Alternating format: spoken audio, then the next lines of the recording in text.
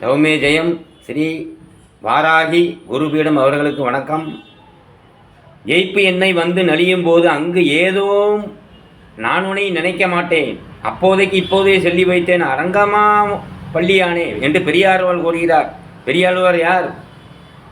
அரங்கநாதனுடைய மாமனாரே எப்படி அழுகிறாரு. பள்ளி கொண்டு அருளும் அரங்க பெருமானே, வயதாகி தள்ளாடி வாய் பேச முடியாத நிலை நேருமானால் அப்பொழுதும் உன்னை நான் நினைக்க மனம் இசையாது, வியாதியைத்தான் நினைக்க தோன்றும். அதனால் அப்படி ஒரு நிலை வந்துவிடக்கூடாது. ஊழ்மனை வந்துவிட்டால் அப்போதைக்கு இப்போதே சொல்லி வைக்கிறேன் உன்னாமம் ஓம் நமோ நாராயண என்று பெரியாழ்வார் மோட்சத்துக்கு முன்பதிவு செய்கிறார், ரயிலுக்கு முன்பதிவு செய்வது போல.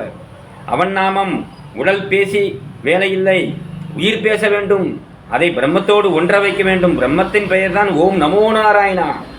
தன்னை விட மூத்தோருக்கு தானம் செய்ய மனம் கூசுகிறது. இறைவா, மூத்தோருக்கு நீயே அருள் செய்வாயாக. தகப்பனுக்கு நாம் சம்பளம் கொடுத்தால் எப்படி இருக்கும்? நூற்றுக்கணக்கான மக்கள் உணவருந்தும் பந்தியில் நல்லவன் ஒருவன் அங்கு சாப்பிட்டால் போதும், அன்னதானத்துக்கான முழு பலன் கிடைக்கும். ஞானியர் உள்ளத்தை வருந்த வைக்காதீர்கள். ஏனென்றால் ஞானியர் உள்ளத்தில் தன்னை நினைக்காமல் பிரம்மத்தையே நினைத்திருப்பதால் பிரம்மமே அவர்கள் உள்ளத்தில் நிறைந்திருக்கும். அவர் மனதை நீங்கள் வருந்த வைத்தால் அவர்கள் வருந்துவதில்லை, பிரம்மமே வருத்தத்திற்கு ஆளாகிறது. அதுவே உனக்கு சாபமாக வந்து துன்பத்தை நீ அனுபவிக்கிறாய். பகவத்கீதை, குரான், பைபிள் போன்ற எத்தனையோ ஞான நூல்களை கழுதை சுமந்து சென்றாலும் அதற்கு ஞானம் வராது. கழுதையும் மாறாதது போல் எத்தனை நூல்கள் வாங்கி வீட்டில் வைத்து அழகு பார்த்தாலும் உனக்கு ஞானம் வராது, நீயும் மாறமாட்டாய். பால் இல்லாத இடமே இல்லை, ஆனால் தாய்ப்பால் தாயிடம் மட்டுமே பெற வேண்டும்.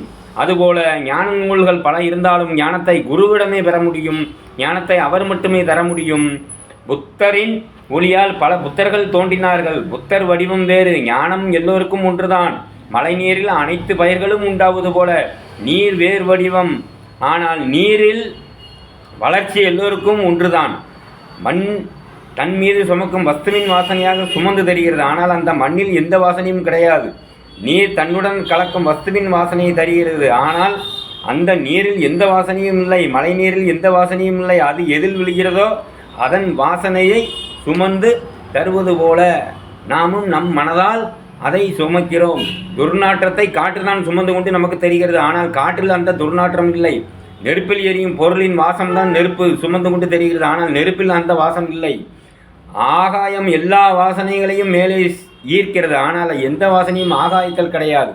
அதுபோல பஞ்சபூதங்களான இந்த உடல் நமசிவாயா அனைத்து வாசனைகளையும் சுமந்து கொண்டு தருகிறதே தவிர அதனுள் எந்த வாசனையும் கிடையாது. பஞ்சபூதங்களுக்கும் உங்கள் எண்ணம் செயல்தான் வாசனை விதை, அதை தான் சுமந்து கொண்டு இந்த பஞ்சபூதம் தருகிறதே தவிர அதனுள் இருந்து எதுவும் வருவதில்லை.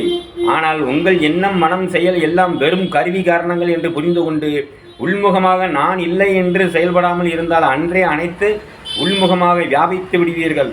கடலில் இருக்கும் ஆமை கடலில் முட்டையிட்டு விட்டு கடலில் இருந்து குறிப்புடன் முட்டையை நினைக்கும் போது முட்டை கருவாவது போல உன் உடலிலிருந்து உன் எண்ணத்தை குறிப்புடன் ஒளி உடலை தியானித்து இருந்தால் ஒளி உடல் உருவாகும்.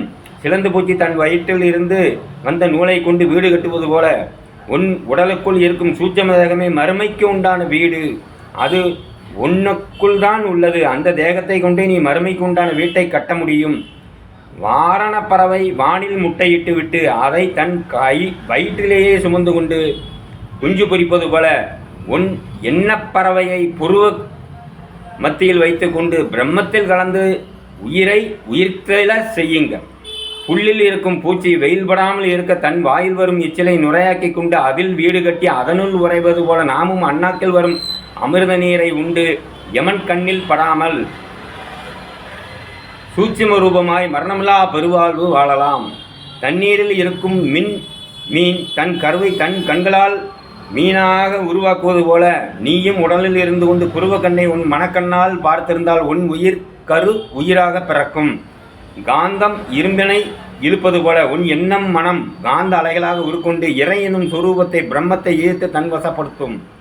சூரியகாந்தி போல் சூரியனின் ஒளி உள்பக்கம் சாய்வது போல உன் மனம் எனும் புருவ ஒளியை நோக்கி இருக்க வேண்டும். அபிலாஷிசியரின் கேள்வி, காட்டின் உள்ளே சுவாசம் நடந்தால் மூக்கை அழித்து பிடித்தால் மூச்சு முட்டுகிறதே, சுவாசம் செய்ய முடியாமல் பிறகு எப்படி உள்ளே சுவாசம் மூடுகிறது என்று கூறுவது? மூக்கின் வழியாக வாங்கும் மூச்சு சூரியநாடி சந்திரநாடி வழியாக நுரையீரல் இதயம் வரை அது இயங்கும். அது மனித தேகத்துக்கு அதே மூச்சு காற்று. தொப்புள் கொடி முதல் சிரசு வரை உள்ள நடுநாடியில் சுழுமுனையான நாடியில் சுவாசம் ஓடினால் அது உட்சுவாசம்.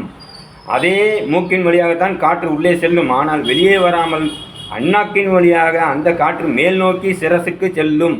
இதுதான் உட்சுவாசம். கர்ப்பத்தில் நீங்கள் சுவாசம் செய்தது போல் அந்த நாடியை நீங்கள் இயக்க வைக்க வேண்டும். அந்த நாடியை 5 கோஷங்களுக்கும் இணைப்பாக உள்ளது. அந்த சுவாசம் இயங்கும் போது 5 கோஷங்களும் இயங்கும். இதே சுழுமுனை சுவாசம் ஓடிக்கொண்டிருக்கும் வேளையில் நீங்கள் நிஷ்டையில் இருந்தால் சுவாசம் நின்றுவிடும். நீங்கள் நினைப்பது போல காற்று உள்ளேயும் போகாது, வெளியேயும் போகாது. மனம் எண்ணம் செயல்பட்டால் சுவாசம் செயல்படத் தொடங்கும். நீங்களாக காற்றை அடக்க முடியாது, நிறுத்த முடியாது. அதுவாகத்தான் அடங்கும். நீங்கள் காற்றை திசை திருப்பவோ அடக்கவோ முடியாது. புயல் காற்றில் மரமே அசைகிறது. அதே நிலையில் காற்று அமைதியாக இருந்தால் ஒரு இலை கூட அசைவதில்லை. ஒரு இலை கூட அசையாமல் மரம் இருப்பதை கவனிக்கவும்.